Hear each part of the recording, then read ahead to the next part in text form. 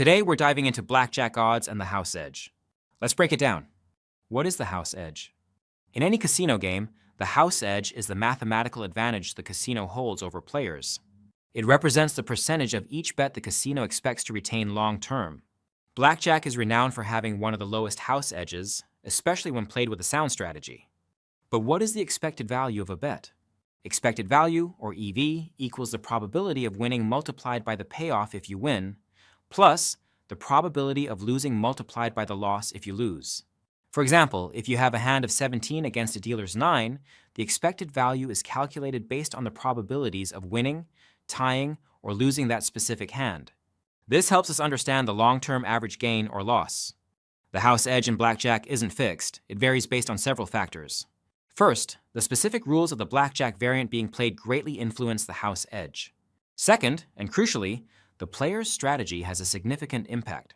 An optimal or near-optimal strategy can greatly reduce the house edge, while a poor strategy can increase it. Blackjack's house edge can range from approximately 0.1% to 2.7%. This variance is substantial. Using a basic strategy can often lower it to below 0.5% in traditional versions. The changes to the house edge are directly tied to changes in probability and payout rates. For instance, changing a blackjack payout from 3 to 2 to 6 to 5 dramatically increases the house edge.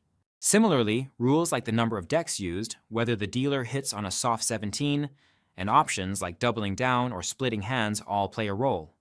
To illustrate, let's look at some house edge variations across different blackjack versions when playing with a basic strategy.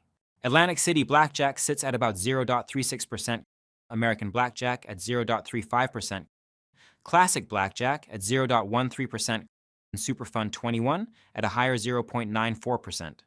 These differences highlight how rules change the game's advantage. Mastering optimal strategies is essential. Strategies, particularly card counting, can significantly lower the house edge. But why do rules and strategies matter so much? It's about probability and payouts. When a probability changes, the house edge changes.